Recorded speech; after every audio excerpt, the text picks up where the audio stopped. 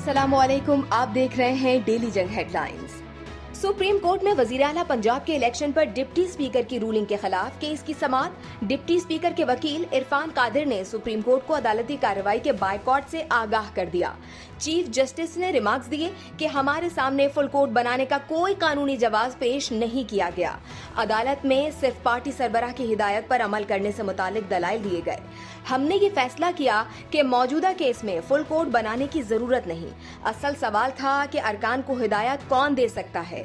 आइन पढ़ने से वाज़ेह है कि हिदायत पार्लिमानी पार्टी ने देनी है।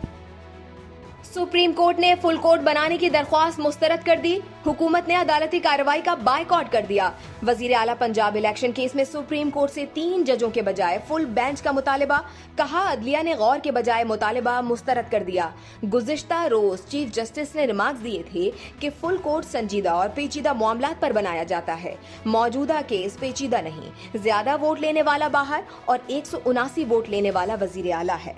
फुल कोर्ट सितंबर ही में बन सकेगा। क्या तब तक सब काम रोक दें? रियासत के अहम तरीन मामलात इसलिए लटका नहीं सकते कि आपकी ख्वाहिश है। पीटीआई रहनुमा फवाद चौधरी कहते हैं कि पहली मर्तबा सुना कि सुप्रीम कोर्ट का बायकॉट कर रहे हैं। पाकिस्तान की हुकूमत पाकिस्तान की सुप्रीम कोर्ट को तस्लीम नहीं करती। पूरी दुनिया में ऐसे केसेस सीनियर जजेस ही सुनते हैं। सुप्रीम कोर्ट पर सियासत का ज्यादा बोझ ना डालें। अवाम के फैसलों को तस्लीम नहीं करते तो बहरान आते हैं। पंजाब के अवाम ने जब उनके खिलाफ फैसला दिया था तो हमजा शहबाज को इस्तीफा दे देना चाहिए था। यकीन था फुल कोर्ट नहीं बनेगा, इंसाफ नहीं मिलेगा। यही कौम को बताना चाहती थी। फुल कोर्ट ना बनाने की एक ही वजह है खौफ। इनको अपने ही किए फैसलों का तजाद सामने आने का खौफ है। मुस्लिम लीग नून की नायब सदर मरियम नवाज का बयान। कहा, जब फैसले आइन, कानून और इंसाफ के मुताबिक ना हो तो फुल कोर्ट से खतरा रहता है। कहा, मैच फिक्सिंग की तरह बेंच फिक्सिंग भी एक जुर्म है। 1 या 2 जज जो हमेशा नून लीग मुखालिफ रहे, बार बार उन्हें बेंच में बिठाया जाता है।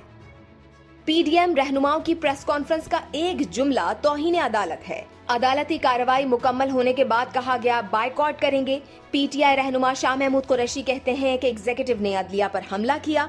कहा, अदालती फैसला मुस्तरद करने वालों को पूरी कौम मुस्तरद करेगी। खेल के आर्किटेक्ट आसिफ अली जरदारी और अटॉर्नी जनरल मुल्क से बाहर चले गए। मसले का हल सिर्फ इंतखाबात हैं। अली जैदी बोले, हुकूमत ने बगावत की है। मुहज़्ज़िब दुनिया में शायद पहली मर्तबा हुआ है कि सुप्रीम कोर्ट का बायकॉट कर दिया गया। पूरी कौम अदालत के साथ खड़ी है। पीडीएम सरबराह मौलाना फजलुर रहमान ने कहा कि मुल्क में इंसाफ की बालादस्ती के लिए 3 जजों की बजाय फुल बेंच से मामले की समाअत का मुतालबा किया। हमारे वकीला ने आइन के मुताबिक बेंच को मशवरा दिया। अदलिया ने तजवीज पर गौर के बजाय उसे मुस्तरद कर दिया। हुकूमती इत्तेहाद और पीडीएम कायदीन का मुशावरती इजलास के बाद ऐलान। तमाम कायदीन का मुत्तफिका हिकमत अमली के साथ आगे बढ़ने पर इत्तेफाक। एमक्यूएम ने भी अदालती कार्रवाई के बायकॉट के फैसले की तायीद कर दी। नून लीग के रहनुमा शाहिद खाकान अब्बासी कहते हैं कि इंसाफ और कानून का तकाजा है कि बेंच पर उंगली उठ जाए तो उससे खुद को अलग कर लें।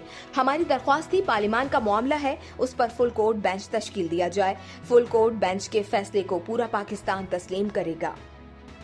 पीटीआई रहनुमा सद उमर कहते हैं कि जाली मुतालबात ना मानने पर पीडीएम रहनुमाओं के आसान खता हो चुके।